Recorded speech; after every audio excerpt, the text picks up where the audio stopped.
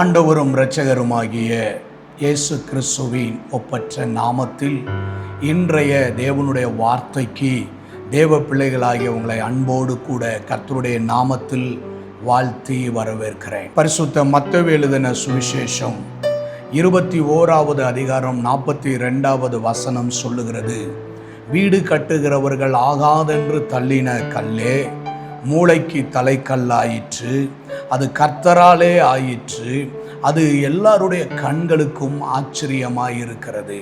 நாம் ஆராதிக்கிற ஆண்டவர் கிரகிக்க கூடாத பெரிய காரியங்களை செய்கிறவர். நம்மால் கிரகிக்க முடியாத விதத்தில் நம்முடைய வாழ்க்கையிலே வெளிப்படுகிற தேவனாக இருக்கிறார். நியாயாதிபதிகளின் புத்தகம் 11வது அதிகாரத்திலே யெப்தா என்கின்ற ஒரு தேவ மனிதனை குறித்து வாசிக்கிறோம்.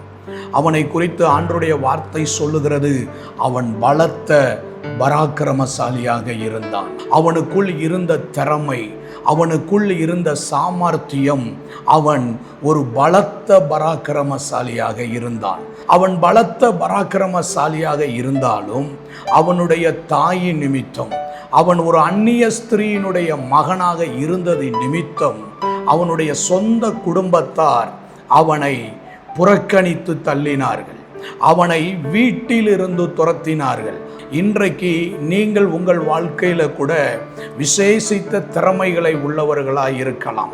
மற்றவர்களுக்கு சாத்தியமற்ற காரியங்களை சாதாரண விதத்தில் செய்து முடிக்கக்கூடிய பராக்கிரம் உள்ளவர்களாய் இருக்கலாம். உங்களுடைய குடும்பத்தினுடைய பின்னணியத்தின் நிமித்தம், உங்களுடைய பெற்றோருடைய பின்னணியத்தின் நிமித்தம் இந்த தேசத்தில், இந்த சமுதாயத்தில் உரிய அங்கீகாரம் கிடைக்காமல், வேலை ஸ்தலத்திலே அங்கீகாரம் கிடைக்காமல், வேலை ஸ்தலத்திலே உங்களுக்கு கிடைக்க வேண்டிய நன்மைகள் கிடைக்காமல், நீங்கள் ஒரு விதத்தில் உங்களுடைய பிறப்பின் நிமித்தம், உங்களுடைய குடும்பத்தினுடைய பின்னணியத்தின் நிமித்தம் நீங்கள் புறக்கணிக்கப்பட்டவர்களாய், தள்ளப்பட்டவர்களாய் இருப்பீர்களே. ஆனால் இன்றைக்கு ஆண்டவர் உங்களை பார்த்து சொல்லுகிறார், தள்ளப்பட்ட உன்னை, புறக்கணிக்கப்பட்ட உன்னை எல்லாருடைய கண்களுக்கு முன்பாக ஆச்சரியமான ஒரு மனிதனாக, ஆச்சரியம் நிறைந்த ஒரு நபராக ஆண்டவர் உங்களை நிறுத்த போகிறார்.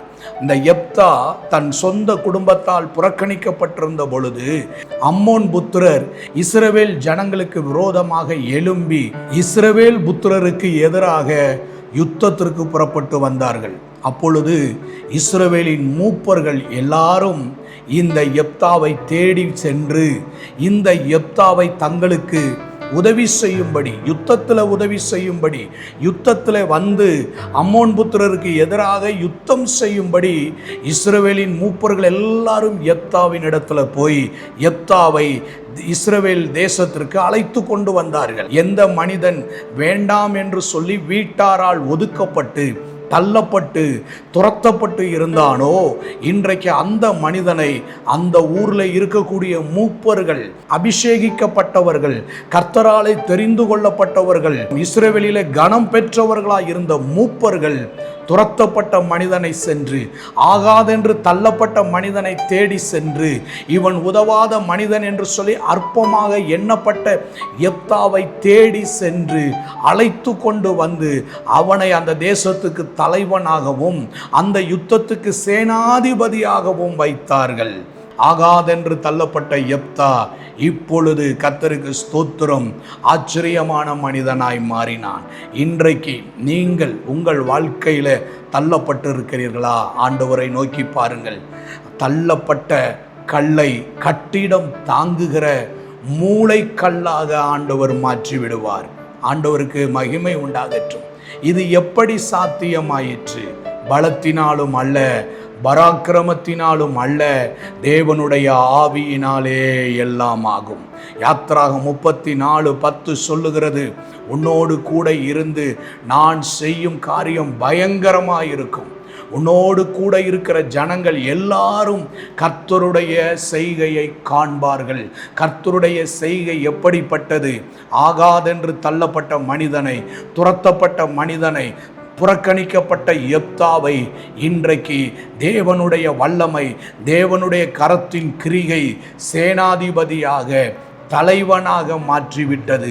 இன்றைக்கு இதே போன்ற காரியத்தை உங்கள் வாழ்க்கையில இயேசு கிறிஸ்து செய்வதற்கு வல்லவராயிருக்கிறார். நாம் ஆராதிக்கிற ஆண்டவர் கிரகிக்க கூடாத பெரிய காரியங்களை செய்கிறவராயிருக்கிறார். இன்றைக்கு உங்கள் வாழ்க்கையை ஆண்டவரிடத்தில் ஒப்பு கொடுத்து ஜெபியுங்கள். உங்கள் வாழ்க்கையை ஆண்டவர் ஆசீர்வாதமாய் மாற்றி விடுவார். அன்பின் நல்ல ஆண்டவரே, இந்த நல்ல வேலைக்காக நாங்கள் உமக்கு நன்றி சொல்லுகிறோம். ஆகாதென்று தள்ளப்பட்ட கல்லை தலைக்கு மூளைக்கல்லாக மாற்றுகிறவர், ஆச்சரியமான காரியங்களை செய்கிறவர். துரத்தப்பட்ட யெப்தாவை, புறக்கணிக்கப்பட்ட யெப்தாவை, தகப்பனுடைய சுதந்திரத்தில் பங்கு இல்லை என்று சொல்லி துரத்தப்பட்ட யெப்தாவை சேனாதிபதியாக, தலைவனாக மாற்றின தேவனுடைய கரம் இன்றைக்கு உம்மை நோக்கி பார்க்கிற உம்முடைய பிள்ளைகளுடைய வாழ்க்கையில அற்புதங்களை, நன்மைகளை செய்யட்டும்.